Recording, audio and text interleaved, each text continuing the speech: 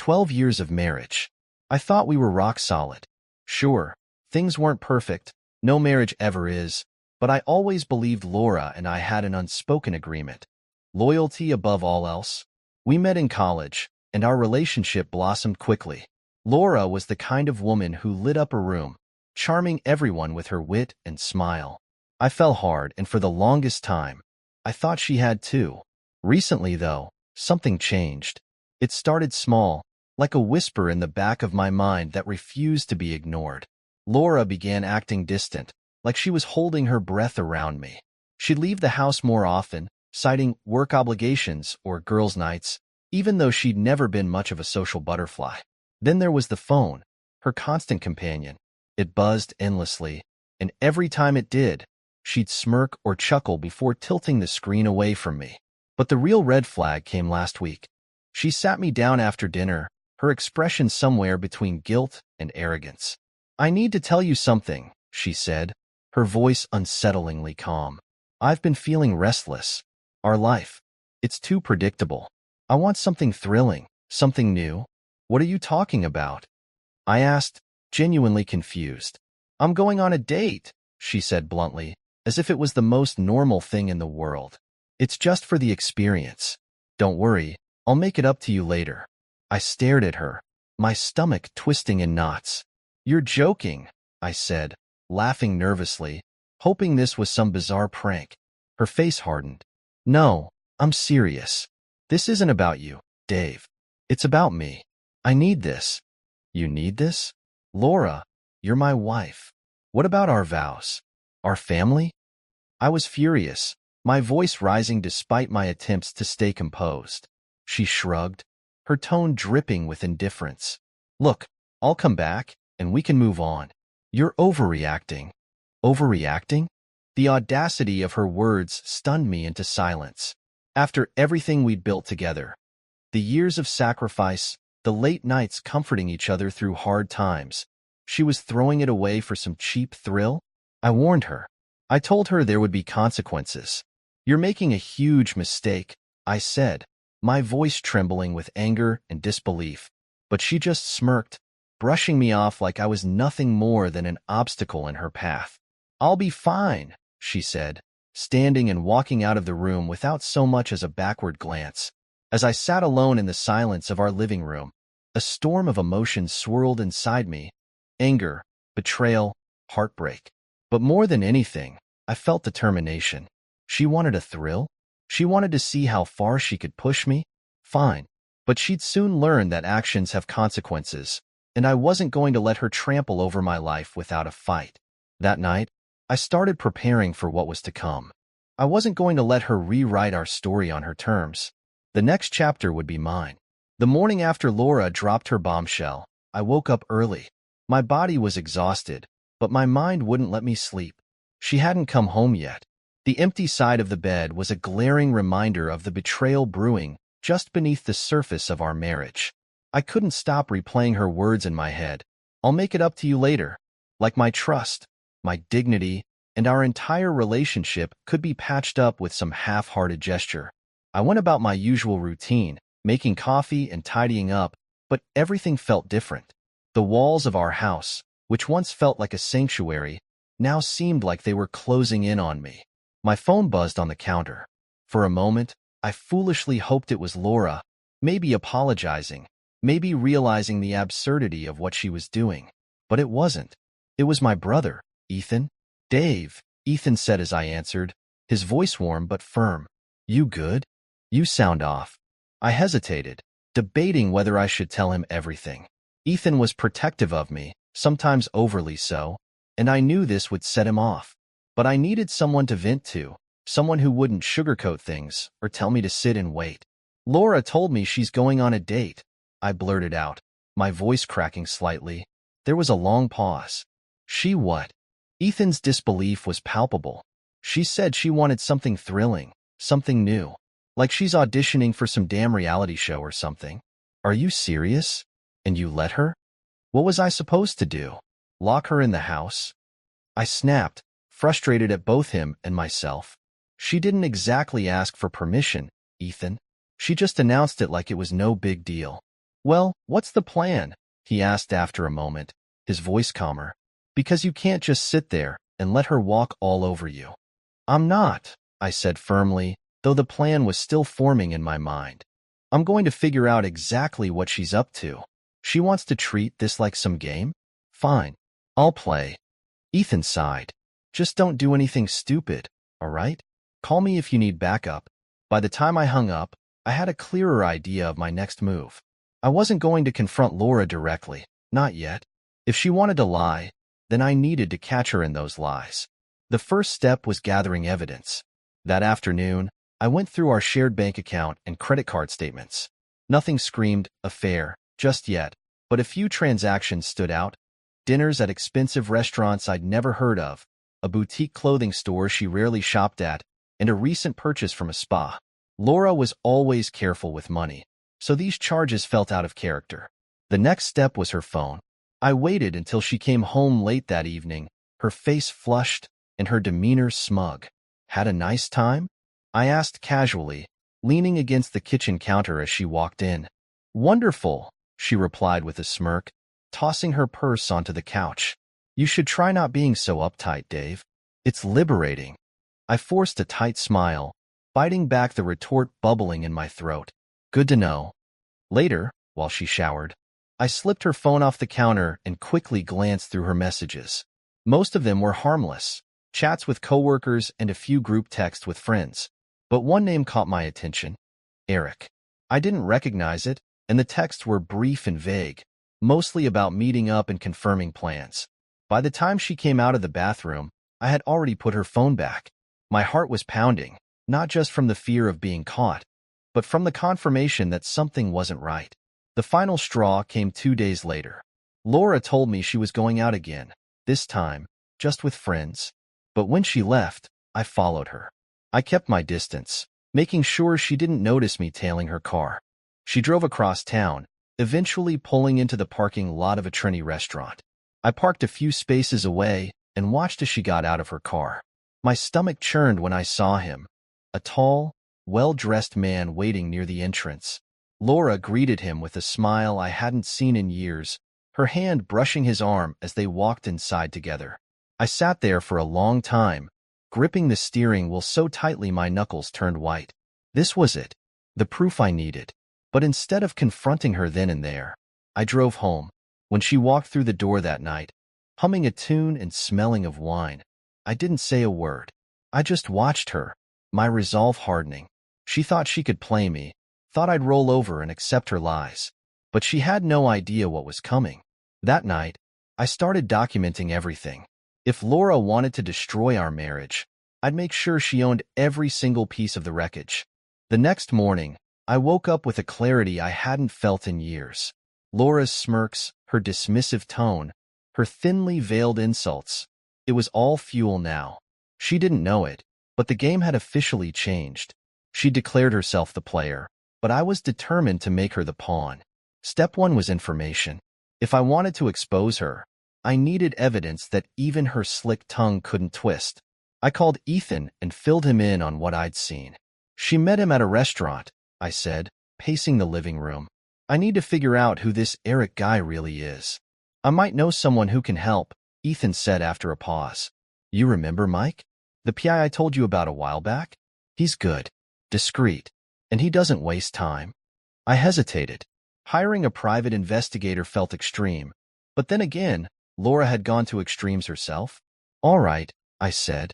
Get me his number.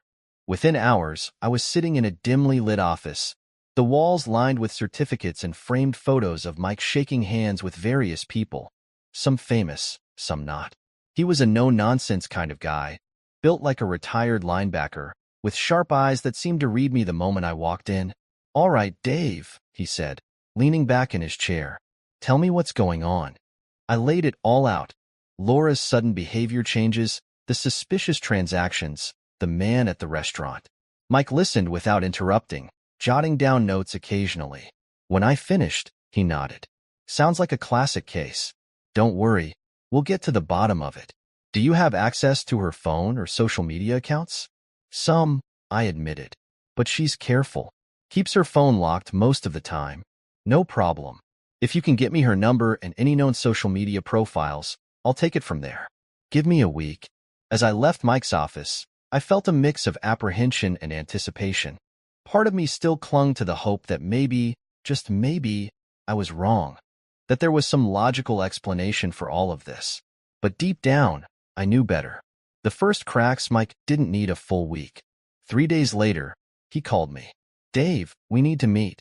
I've got something you'll want to see. I met him at his office, my stomach in knots. He handed me a folder, his expression grim. Inside were photos, clear as day, of Laura and Eric walking arm in arm into a hotel. Another showed them laughing together in a bar, her hand resting on his leg. And then there were the texts. Mike had managed to get a hold of her phone records and the messages between her and Eric. They were explicit, not just emotionally intimate, but full of plans and innuendos. I'm sorry, man, Mike said, his voice heavy with sympathy. I've seen a lot of this, but it doesn't make it any easier. I nodded, unable to tear my eyes away from the evidence. This wasn't just a fling. Laura was deeply involved with this guy, building a life outside of ours. On the way home, my mind raced. The logical part of me knew I needed to stay calm, to use this evidence wisely. But the emotional part of me, the husband who had given 12 years of his life to someone who now treated him like dirt, wanted to confront her immediately. That evening, Laura came home late again. She barely glanced at me as she kicked off her shoes and headed for the kitchen. Long day?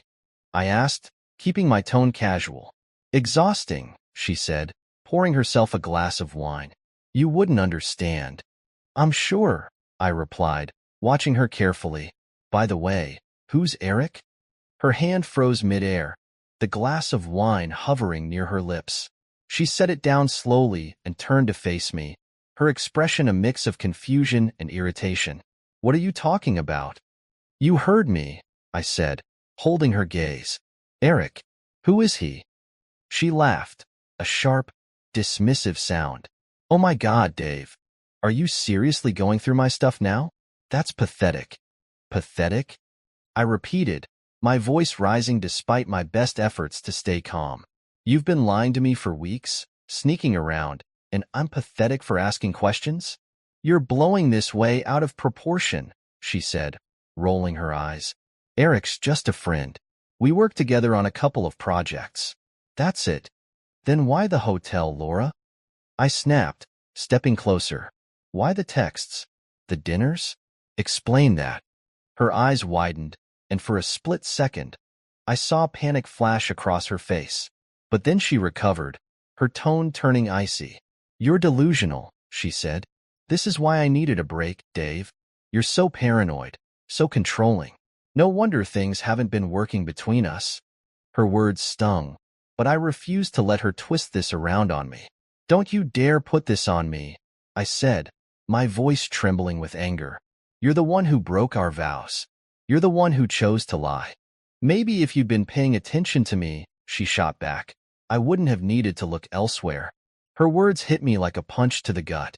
The room fell silent except for the sound of my breathing. She stood there, arms crossed, her expression defiant. Get out, I said finally, my voice low and steady. What? You heard me. Pack a bag and leave. Go stay with Eric if he's so important to you. She scoffed, grabbing her wine glass and heading for the stairs. You're unbelievable. I'm not going anywhere, Dave. This is my house too. I didn't argue. Not then. But as she stormed off, I made a silent vow. If she wanted to play dirty, I'd be ready. The evidence was already in my hands, and I wasn't afraid to use it. That night, sleep was out of the question. I sat in the dim light of the living room, the folder of evidence laid out on the coffee table. Laura's words echoed in my head. You're paranoid. You're controlling. Maybe if you paid attention to me. She'd done everything she could to shift the blame, to make me the villain in this twisted narrative, but I wasn't buying it. If she thought I was going to let her waltz around, playing house with Eric while using me as her doormat, she had another thing coming. The next morning, I called Ethan. I need you to watch the kids this evening, I said, my tone firm. Of course, he said, no questions asked. What's going on? Let's just say I'm about to turn the tables. After dropping the kids off with Ethan, I met with Mike to discuss my next move. He greeted me with a look that was half amusement, half concern. You look like a man on a mission. I am, I replied. Laura doesn't know it yet, but I'm about to make her very uncomfortable. Mike had pulled more records since our last meeting, including some financial transactions that didn't sit well with me. Laura had been dipping into our joint savings, thousands of dollars, all unaccounted for. When I asked Mike about it, he grinned. She's sloppy. People like her always are. They think they're invincible, but there's always a trail. By the time I left Mike's office, I had a plan. It wasn't just about exposing her. It was about taking back control. The setup that evening, while Laura was out again, probably with Eric, I sat down with my lawyer, Sarah. She was sharp, ruthless, and exactly what I needed. After I laid out everything, the photos, the texts, the financial discrepancies, she leaned back in her chair and smiled. She's toast, Sarah said, tapping her pen on the table. But you need to be strategic about this. Don't confront her head-on just yet. Let her dig herself deeper. I nodded, the gears in my mind turning. What about the house? The kids? I don't want her pulling any tricks to get the upper hand. We'll file for a temporary custody order, Sarah said. Given the evidence, the court will likely side with you. As for the house, it's marital property, but if you can prove she's been financially reckless or using it for her extracurricular activities, we might have leverage. By the time I left her office, I felt a surge of confidence. Laura thought she was untouchable, but she'd underestimated me. The confrontation that wasn't Laura came home late that night, her heels clicking on the hardwood floor as she walked into the living room. She didn't even acknowledge me, heading straight for the kitchen to pour herself a glass of wine. Long night? I asked, keeping my tone casual. She froze, glancing over her shoulder. What's it to you? Just curious, I said, leaning back on the couch. You've been working a lot of late nights lately. She smirked, swirling the wine in her glass. Someone has to keep this household running. You wouldn't understand. Her arrogance was infuriating, but I forced myself to stay calm. You're right, I said, standing up. I wouldn't understand. But you know what I do understand? Lies, deception, betrayal. Her smirk faltered for just a moment before she regained her composure. Oh, here we go, she said, rolling her eyes. Another one of your conspiracy theories. Do you ever get tired of being so insecure? I stepped closer, my voice low and steady. This isn't about insecurity, Laura. This is about the truth. And trust me, it's going to come out, whether you like it or not. She set her glass down with a loud clink, her eyes narrowing. What are you trying to say, Dave? Nothing, I said, turning toward the stairs. Not yet, anyway. As I walked away, I could feel her eyes boring into my back. She was rattled, and that was exactly what I wanted. The next move the following day, I set the next phase of my plan into motion. I contacted the bank to freeze our joint accounts, citing unauthorized transactions. Then, I changed the locks on the house. Legally, she still had a right to the property, but I wanted to send a message. Things were different now. When Laura came home that evening and found herself locked out, her reaction was exactly what I'd expected. She pounded on the door, shouting my name. Dave, open the door. What the hell is this? I opened the door just enough to see her face, flushed with anger. New rules, Laura, I said, my tone calm but firm. You want to stay here? We're going to have a real conversation about everything. Her eyes narrowed, but she didn't argue. For the first time in months, I felt like I had the upper hand.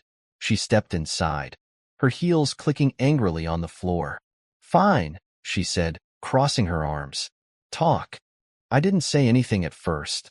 Instead, I walked over to the coffee table and picked up the folder of evidence Mike had compiled. I handed it to her without a word. What's this? She asked, flipping it open. Her face went pale as she scanned the photos, the texts, the financial records. She slammed the folder shut and glared at me. You've been spying on me? I've been protecting myself, I said evenly. Something you stopped doing a long time ago. For the first time, Laura didn't have a snarky comeback. She looked genuinely shaken, but I wasn't done yet. Here's the deal, I said, stepping closer. You can pack your things and leave quietly, or we can take this to court. Either way, I'm done playing your games." Her lips trembled, and for a moment, I thought she might actually apologize. But then her defiance returned. "You think you're so smart," she spat. "You think this is over? It's not." She grabbed her purse and stormed out, slamming the door behind her. I stood there for a moment, letting the silence settle around me. It wasn't over, not by a long shot, but for the first time, I felt like I was ready for whatever came next. Laura didn't stay silent for long. The next morning, as I was making breakfast for the kids, my phone buzzed relentlessly. At first, I ignored it, thinking it was just her throwing another tantrum. But when my brother Ethan called, his tone serious, I knew something was up.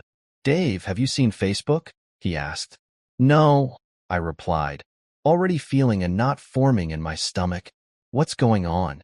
"She posted this long rant about you," Ethan said, pausing for effect. "She's saying you're abusive, controlling, and that you've been gaslighting her for years." I froze, spatula in hand. My stomach churned as I opened the app. Sure enough, there it was. A post on her profile filled with dramatic accusations, painting me as the villain in our story. The comments section was a war zone, with some people offering her sympathy and others calling her out for airing her dirty laundry. She'd also posted a photo of herself crying, a move so manipulative it would have been laughable if it weren't so infuriating. "What's her endgame?" Ethan asked. "She's trying to control the narrative," I said through gritted teeth. "She knows the truth is coming out, so she's trying to discredit me before I can say anything." "What are you going to do?" he asked. "Nothing," I said after a moment. "Not yet, anyway." The fallout at work. It didn't take long for Laura's post to have real-world consequences. That afternoon, my boss called me into his office. I'd been working at the same company for almost a decade and had a solid reputation, but now, that was in jeopardy. "Dave, I hate to bring this up," my boss, Mark, said, looking uncomfortable, "but there's been some chatter." "Chatter?" I repeated, already knowing where this was going. "Someone sent me a link to a Facebook post," he said, sighing. "Your wife's post. I don't want to pry, but it's causing some distractions in the office." I felt a surge of anger and embarrassment. Laura wasn't just attacking me personally, she was trying to ruin my career. I took a deep breath and explained the situation as calmly as I could. "Mark, I'm going through a messy separation," I said. "She's making up lies to save face. I assure you, nothing she's saying is true." Mark nodded, his expression sympathetic. "I figured as much. Just keep it contained, okay? I don't want this affecting your work." "Understood," I said, though I was already plotting my next move. Turning the tables that evening, I sat down with Sarah, my lawyer, and showed her Laura's post. She skimmed through it, her expression unreadable. "This actually works in your favor," she said finally. "How?" I asked, incredulous. "She's trying to play the victim, but she's leaving a paper trail," Sarah explained. "Everything she posts online can be used against her in court. The more she tries to manipulate the narrative, the worse it looks for her." I nodded, feeling a glimmer of hope. "So what's the next step?" "We're filing for an emergency order of protection," Sarah said. "Not because you're in physical danger, but because her behavior is escalating. We'll also use her post as evidence of emotional harassment." The unexpected ally. The next day, something happened that I didn't see coming. I got a message from Laura's best friend, Jenna. We'd never been close, but her tone was surprisingly sympathetic. "Hey Dave," the message read. "I just want you to know I'm sorry for everything Laura's putting you through. I didn't know how bad things were until recently." I stared at the screen, unsure if I could trust her. Was this some kind of trap? But then she sent a second message, screenshots of her conversations with Laura. In them, Laura admitted to the affair and bragged about how she was going to ruin me. "I'm not proud of what she's doing," Jenna wrote. "I just thought you should have this." I forwarded the messages to Sarah immediately. They were the missing puzzle piece, proof that Laura wasn't just cheating, but that she was actively trying to sabotage me. The confrontation that evening, Laura showed up at the house unannounced. She was furious, banging on the door like a madwoman. I opened it just enough to speak to her, keeping the chain lock in place. What do you want, Laura? I asked, my tone cold. You think you're so clever, she spat. Freezing the accounts, changing the locks, dragging me through the mud. What kind of father does that to the mother of his kids? A father who's done being lied to, I replied. And you're one to talk about dragging people through the mud. Have you seen your Facebook post lately? Her eyes flashed with anger, but she quickly composed herself. You're pathetic, Dave. This is why I left you. You're weak. A real man would have fought for his family. I laughed bitterly. You mean the way you fought for us by sneaking around with Eric? Save it, Laura. The court's going to see right through you. Her smug expression faltered, but she quickly recovered. You think you've won? This isn't over. No, I said, slamming the door in her face. It's just beginning. Preparing for the showdown that night, I felt a strange sense of calm. For the first time in weeks, I wasn't reacting to Laura's chaos. I was one step ahead of it. With the evidence Jenna provided and Sarah's legal expertise, I was finally ready to take this fight to court. Laura thought she could destroy me, but she underestimated one thing. I wasn't playing her game anymore. I was playing mine. The day of the court hearing finally arrived, and the atmosphere was heavy with tension. I sat at one table with Sarah, my lawyer, and Laura was across from me, flanked by her smug, overly confident attorney. Laura wore a tailored black dress, her hair pulled into an immaculate bun, trying to exude an aura of control. But the cracks in her facade were already visible, the forced smile, the nervous tapping of her pen. The judge, a stern-looking woman in her 50s, entered, and the courtroom fell silent. As proceedings began, Laura's lawyer launched into an emotional argument, painting Laura as a devoted wife and mother who had been driven to explore herself because of my alleged neglect. Mrs. Taylor is simply seeking an equitable arrangement for custody and financial support, her lawyer droned. She has acted in the best interest of the children at every step. I clenched my fists under the table. Laura's lies were bold and theatrical, but Sarah had prepared me for this. When it was our turn, Sarah rose with a calm, commanding presence and began dismantling their story. Exposing the lies, Sarah began by introducing the financial evidence. Laura's credit card statements, which showed lavish purchases unrelated to our family. Next came Jenna's screenshots, where Laura admitted to the affair and mocked my pathetic attempts to figure things out. Each piece of evidence landed like a hammer blow, and I could see Laura squirming in her seat. The real turning point came when Sarah brought up the Facebook post. Your Honor, she said, addressing the judge, my client has endured an online smear campaign orchestrated by Mrs. Taylor, intended to damage his reputation both personally and professionally. We have screenshots of the post, as well as testimony from witnesses who were targeted by her accusations. Sarah handed the evidence to the judge, who studied it with a frown. Laura's lawyer tried to object, claiming it was irrelevant, but the judge waved him off. This demonstrates a pattern of behavior that is not in the children's best interest, the judge said. Mrs. Taylor, do you have anything to say for yourself? Laura opened her mouth, but for once, words failed her. Danielle's testimony. The next bombshell came in the form of Danielle, the wife of Laura's lover, Eric. She testified with icy precision, describing how she had discovered the affair and how it had destroyed their marriage. She also confirmed that Laura had encouraged Eric to move in with her, despite the chaos it would bring to both families. As Danielle spoke, I saw Laura's composure unravel further. Her lawyer scribbled furiously, but it was clear they were losing the narrative. By the time Danielle finished, the courtroom was abuzz with murmurs, and the judge called for order. The turning point when it was my turn to speak, I focused on the kids. I talked about the nights I stayed up with them when Laura disappeared, about the lies I had to tell to protect them from the truth. I didn't bash Laura directly. I didn't need to. The evidence spoke for itself. I'm not perfect, I said, my voice steady, but I've always put my children first.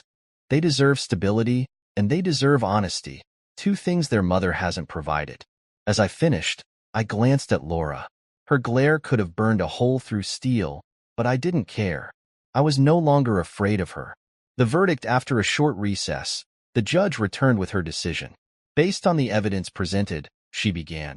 It is clear that Mrs. Taylor's actions have been detrimental to the well-being of the children. Mr. Taylor will retain primary custody, with Mrs. Taylor granted supervised visitation.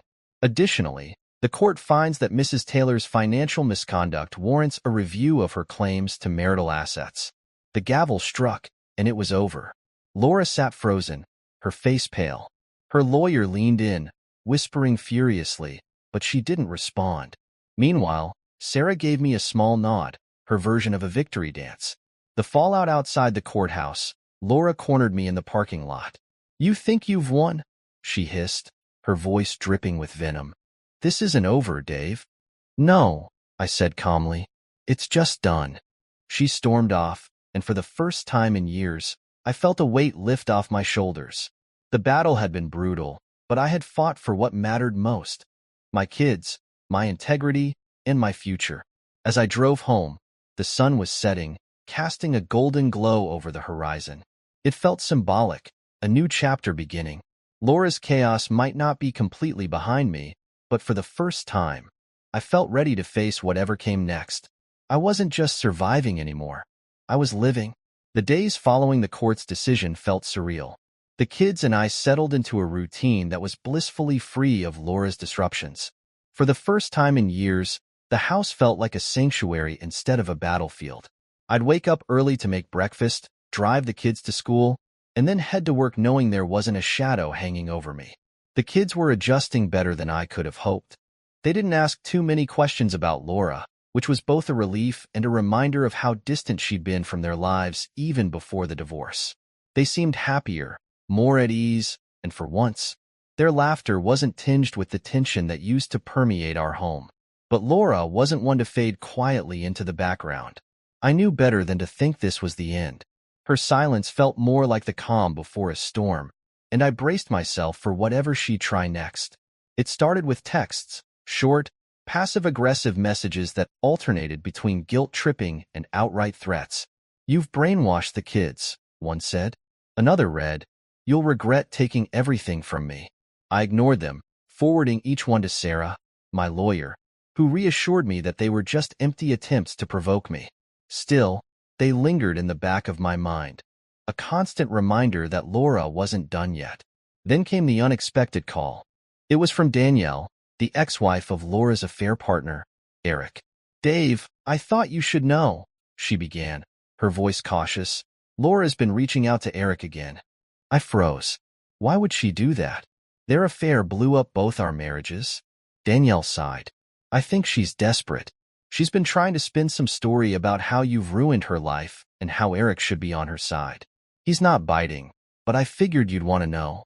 I thanked her and hung up, my mind racing. Laura's pattern of manipulation was relentless, and it seemed she was grasping at straws to regain control of the narrative. But if she thought I was going to crumble, she was in for a rude awakening.